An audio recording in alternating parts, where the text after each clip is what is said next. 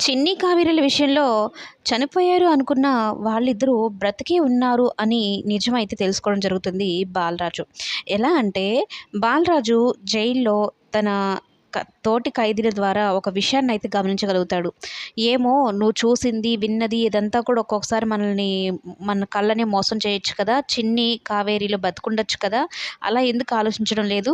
నీ మనసు ఎలా చెప్తుందో అలా చూడు అంటే, నా మనసుకి నా భార్య, బిడ్డ ఎప్పుడు చనిపోరు అనైతే అంటూ ఉంటే, మరి దాన్నే నమ్ము అనైతే అనడంతో ఇక బయటికి రిలీజ్ అయిన తర్వాత ఎవరిని కలిస్తే నా బిడ్డ, భార్య గురించి తెలుస్తుందనైతే అనుకుంటూ శంకర్ గురించి ఆలోచించడం మొదలుపెడతాడనమాట. అంటే కానిస్టేబుల్ శంకర్ ఒక్కడే తన భార్య, బిడ్డ ఏమయ్యారు, వాళ్ళ ఆచూకీ గురించి ఏమైనా తెలిసుంటుందేమో అన్న ఒక ఆశతో జైలు నుంచి రిలీజ్ అయిన వెంటనే ఆయన్ని కలవాలనుకుంటాడు. కానీ జరిగిన విషయం ఏంటి అంటే దురదృష్టవశాత్తు ఆ శంకర్ రిటైర్డ్ అయిపోయి ఉంటాడు. ఆ స్టేషన్‌లో అయితే ఉండడు. అలాగే అసలు బ్రతికున్నాడో లేదో కూడా తెలియని విషయం అనమాట. అయితే అదే గురించి ఆలోచించుకుంటూ అసలు నేను కావేరి, చిన్నీలు బ్రతికే ఉంటే వాళ్ళని నేను ఎలా కలుసుకోవాలి, ఏం చేయాలని అయితే అనుకుంటూ ఇప్పుడు నా కూతురు పెద్దయ్యి ఉంటే ఎలా ఉంటుందో, ఏం చేస్తూ ఉంటుందో ఇవన్నీ ఆలోచించుకుంటూ ఉంటాడనమాట బాలరాజు. ఎంత బాధపడుతూ ఉంటాడో. ఒక రకంగా చెప్పాలంటే బాలరాజు వల్లనే కావేరి ఏ తప్పు చేయకపోయినా 10 ఏళ్ళు జైలు శిక్ష అనుభవించింది. ఇప్పుడు బాలరాజు కూడా ఏ తప్పు చేయకపోయినా కూడా మరలా 10 ఏళ్ళు జైలు శిక్ష అనుభవించాల్సొచ్చింది. చూసారా? ఒక్క తప్పు వల్ల కుటుంబం అంతా ఎంత కష్టాల పాలైందో. ఇక నమ్మాలా? వద్దా? నా భార్య, బిడ్డ బ్రతుకున్నారా? లేదా? హాఫ్ టికెట్‌ని ఎందుకు నాకు అబద్ధం చెప్తాడు?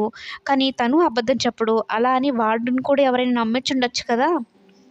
కావేరి, చిన్నీలు చనిపోయారనైతే ఆలోచించుకుంటూ ఉంటాడు. అయితే ఈ దేవ ఏం చేశాడంటే బాలరాజు రిలీజ్ అయిన మరుక్షణమే చంపేసేయండి అంటూ రౌడీలు చెప్పుంటాడు కదా! రౌడీలు చెప్పడంతో ఇక దేవాన్ని బాలరాజుని చంపాలన్నట్టు ఫాలో అవుతూ ఉంటారనమాట. అనుకోకుండా బాలరాజు ఇప్పుడు చిన్నీని పెంచుతున్నాడు కదా సుబ్బు. అతడిని కలవడం అయితే జరుగుతుంది. ఒకరికొకరు తెలీదనమాట. బాలరాజే చిన్ని వాళ్ళ నాన్న బాలరాజే అన్న విషయం సుబ్బుకి కూడా తెలీదు. కానీ బాలరాజు రౌడీలు చంపడం పోతే ఇక వాళ్ళ దగ్గర నుంచి కాపాడి, మీరు పెద్ద ప్రమాదంలో ఉన్నట్టున్నారండి, కొన్ని రోజులు మా ఇంట్లో ఉండండి అని చెప్పని ఇంటికైతే తీసుకొని రావడం జరుగుతుందనమాట. కానీ విషయం ఏంటి అంటే అటు చిన్ని చూడదు, చిన్ని అక్కడున్న విషయము బాలరాజుకి తెలీదనమాట. విధి ఎలాంటిది అంటే తండ్రి కూతుర్లను ఒక దగ్గరే ఉంచినా కూడా ఇద్దరు చూసుకోలేని పరిస్థితిలో ఉంటారనమాట. చిన్ని ఖచ్చితంగా బాలరాజుని చూస్తే కనిపెట్టేస్తుంది. అందుకనే మనకు బాలరాజుని మాత్రం చిన్నీను, ఇద్దరు ఒకరినొకరు చూసుకోకుండా అన్నట్టే సీన్స్ అయితే చూపిస్తారనమాట కమింగ్ ఎపిసోడ్స్‌లో. కానీ తండ్రి, కూతుర్లు మాత్రం ఒక దగ్గరే ఉంటారనమాట. కానీ బాలరాజుకి ఇప్పుడు ఈ పరిస్థితుల్లో చిన్నిని పెంచుతున్న తండ్రే సహాయంగా నిలుస్తాడు.